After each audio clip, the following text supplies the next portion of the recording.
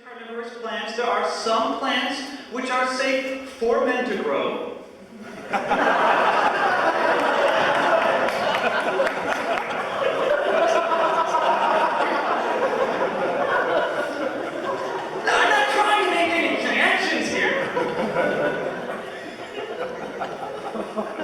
So, I want to change a little bit. I want to talk about one of the botanists who I respect enormously. Many of you know that I'm rather fond of Utricularia. There's Utricularia alpina, Nova Zelandi, and also here's some Genlycia.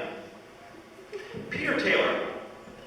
It's an enormous contribution for our understanding on carnivorous plants with his publication on Utricularia. After 40 years of work, perhaps spending a lot of time alone, if you read his monograph, you discover that he describes in some of the corolla structures of some of the species of Utricularia, pendulous mammiform.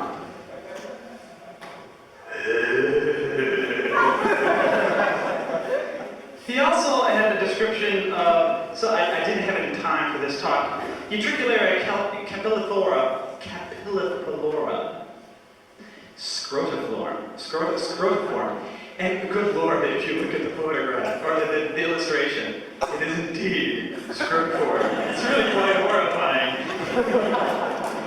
Now, let's proceed on. There are other examples of misplaced Rorschach Ink Carnivorous plants. Out of the savage garden. A person who I would wish dearly was up here instead of me.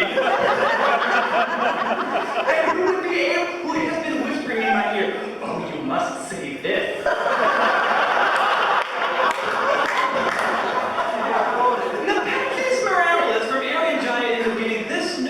Been nicknamed John Holmes.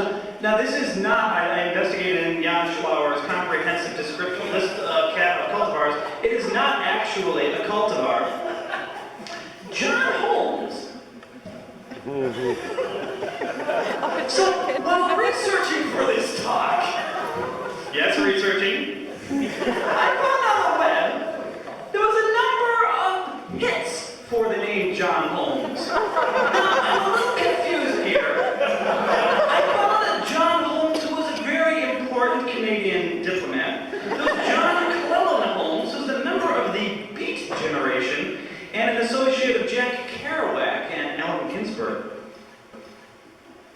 But then I found another John Holmes, and it's one of those sorts of websites that keeps spawning new websites on the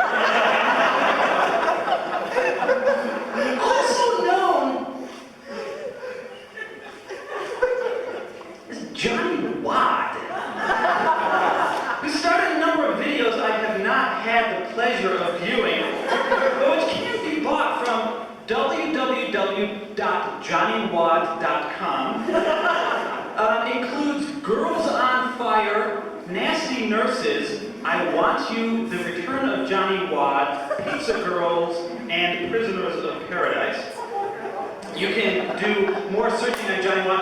I actually did see a few photographs of Johnny Wad, and he had one outstanding physical skill. Talent. There are two represented on this slide. Now, I was hoping to find, have you ever seen that photograph of the man-eating plant of Madagascar? I was trying to find a drawing of that. I've seen a drawing of that a long time ago. It should more properly be referred to as the woman-eating plant of Madagascar. Somehow this blonde woman found herself in Madagascar running around with a few tattered bits of clothing about to be sacrificed to this mad plant in the background. So, unfortunately, since I wasn't able to get this photograph, I had to fill a gap in this presentation. So I obtained some models, brought them to my studio, tore away at their clothing to get that tattered look, and took a number of photographs.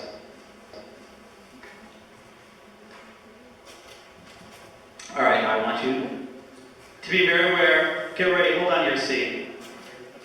Yes. Pinguicula moravensis. Actually, I did take some photographs for this talk, and before I show you on this, I do want to indict completely, in case it's unclear for you, two other collaborators. That is Peter D'Amato, who should be up here instead of me, and also my lovely companion, Beth Salvia. So instead of just me, I would like to imagine the three of us up here, stuck in our little utricularia quagmire. So, Beth and I went through Peter's greenhouse with a camera and a filthy mind and decided to try to find some photographs. Now, there's a precedent for this. That Edward Weston, wonderful photographer as an example, he took marvelous Maple. In fact, Edward Weston's not alone in finding sensuality in human objects. Perhaps you met my first wife, but I digress. There was Edward Weston, Mapplethorpe, Hugh Hefner, who were able to experiment with this, and so I decided to look for some of these images. I looked for some graceful lines.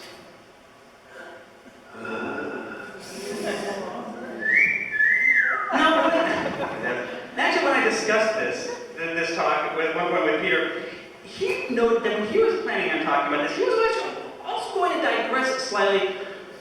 This is a little weird for me, so I'm just going to, on the smell of some Nepenthes flowers. I'm not going to talk about this. Suffice to say that I'm not sure if for Peter it was the seminal idea for his talk. And thank God that Ibicella is not carnivorous, because that smell. So, this is Beth's. I'm not sure what she was looking for, but she's looking for something in this. I don't know. Scrotophore. And I found it indeed, in fact, Penduloscrotophore. Beth made a valid entrance. She thought, it was sort of a back, a muscle back of a swimmer. I thought perhaps in Helianthera nutans, at least labeled as perhaps this woman facing in my direction, sort of hips thrown back, she has a very small head, I must admit, but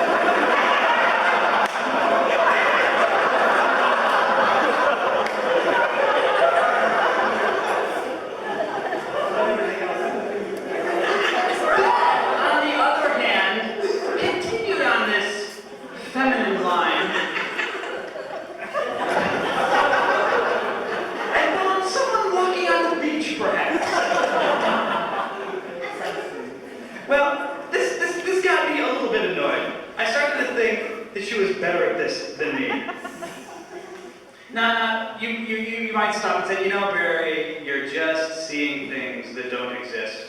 You're just drawing these images, and indeed, there's the Rorschach Ink Blots tests in which there are just random spots, and you think, oh, there's something up there. I've got 3 of them, for example. The one on the left looks to me like a Venus flytrap.